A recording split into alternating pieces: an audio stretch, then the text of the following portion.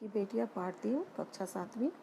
तो अभी तक क्या है, हम जो शांत स्वभाव अपने आप में खोई हुई गंभीर नदियों के बारे में देखते हैं और एक श्रद्धा भाव हमारे मन में उमड़ता है। माँ, दादी, मामी की गोद की तरह नदियों को भी एक सम्रान महिला के रूप में देखा गया है, क्योंकि इसकी धारा में हम डुबकियाँ लगाते हैं।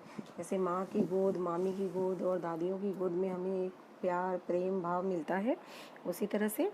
लेकिन जब यहाँ पर लेखक जो है महसूस करते हैं कि जब ये हिमालय से निकलती हैं तो ऐसा लगता है कि जैसे उसके कंधे पर चढ़ी हुई खेल रही हैं।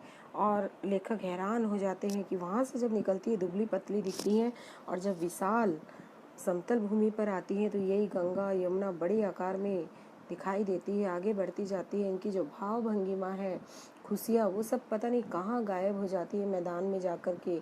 तो लेखक इनको एक लड़की की तरह जब देखते हैं तो इनका जो ध्यान है वो वहीं पर अटक जाता है, और इनका जो कौतूहल और विस्मय, आश्चर्य वहाँ ने कई। तो जितना भी इनकी बेटियों की बाल लीलाएं देखकर, जब ये हिमालय से निकलती हैं तो अकेलियाँ खेलती हुई ऐसा लगता है पता नहीं कहाँ भागी जा रही है, इनको कौन सा लक्ष्य प्राप्त करना है।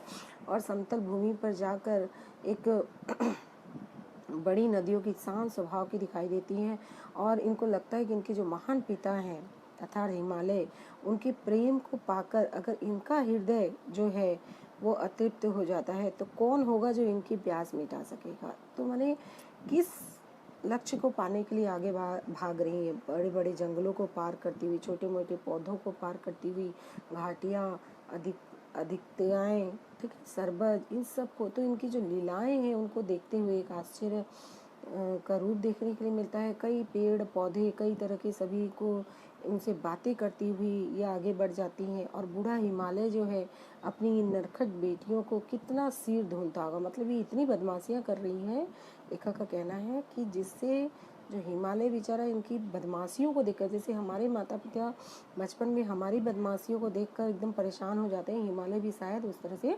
परेशान हो जाता होगा। यहाँ पर लेखक ने दो नदियों का वर्णन किया है, एक है सिंधु और ब्रह्मपुत्र। ये दो ऐसे नाम हैं जिनको सुनते ही जो बाकी छोटी बड़ी नदियों के नाम हमारे मन में आ जाते हैं, जैसे सतलुज, रावी, व्यास, चनाब, झेलम, काबुल, कपिसा, गंगा, यमुना, सरयू, गंडक, कोसी, ये सभी छोटी बड़ी नदियाँ हैं आ जाती हैं हमारे मन में। इन सभी छोटी बड़ी नदियों को मिलाकर दो नदियाँ हैं, सिंधु और ब्रह्मपुत्र।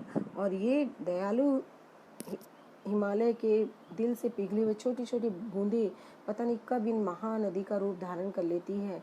और कितना सौभाग्यशाली है, वो कहते हैं समुद्र, यहाँ पर उन्होंने समुद्र को हिमालय का दामाद बताया है कि वो कितना भाग्यशाली है कि इन दो बेटियों का हाथ पकड़ने का, माने ये दो सिंधु और ब्रह्मपुत्र जाकर समुद्र में मिल जाती है।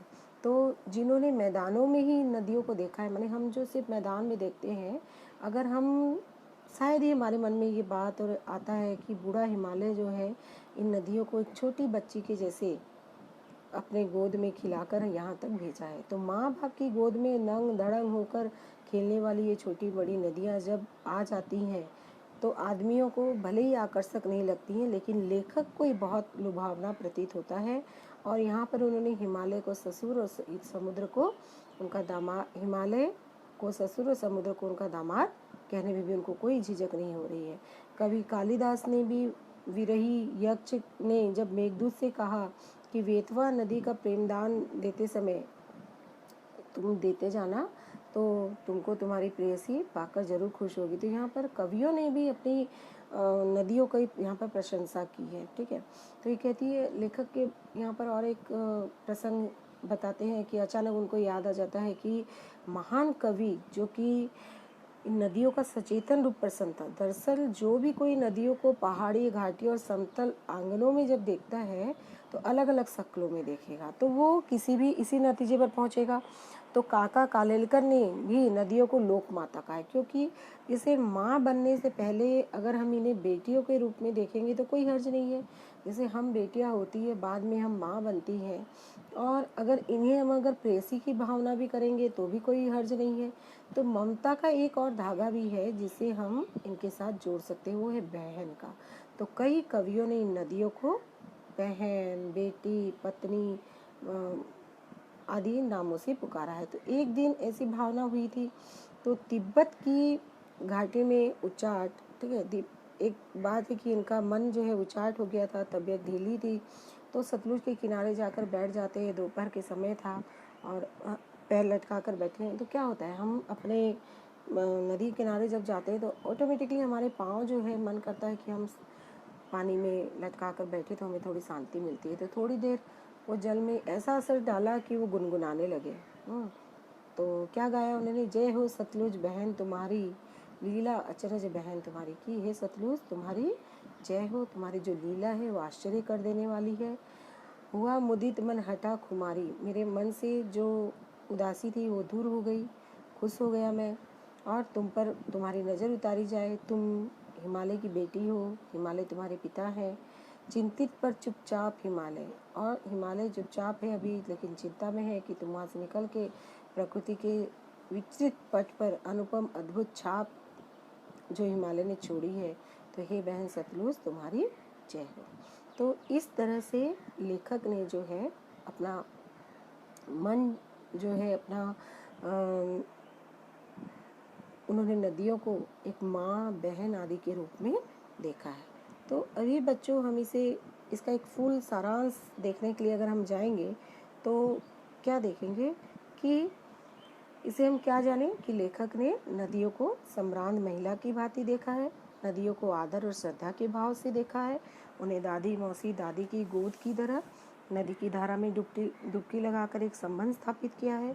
हिमालय को इन नदियों का पिता कहा है और सिंधु और ब्रह्मपुत्र नदियाँ, रावी, चेनाब, व्यास, झेलम आदि छोटी बड़ी नदियों का विशाल रूप है। ये यहाँ हम इस पाठ से हमें पता चला। और ये पता चला कि जो हिमालय से नदियाँ निकलती हैं समुद्र में जाकर मिल जाती हैं, तो इसलिए हिमालय को समुद्र का ससुर और समुद्र को हिमालय का दामाद बताया है। और यहाँ बताया है कि महाकवि कालिदास ने भी यक्ष और विरही बादलों के माध्यम से नदी के विशाल रूप की प्रशंसा की है। और यहाँ पर लेखक ने प्रकृति की सबसे सुंदर वस्तु के साथ इनका संबंध स्थापित किया है। तो नदी की जो उद्गम स्थल माने जहाँ से वो निकली है और उनका समन्वय का जो दृश्य है वो लेखक ने पाठकों के सामने सुंदर शब्दों के माध्यम से यहाँ प्रस्तुत किया है। धन्यवाद बच्चों, पाठ को एक बार अच्छे से पढ़िएगा। ठीक है, आपका दिन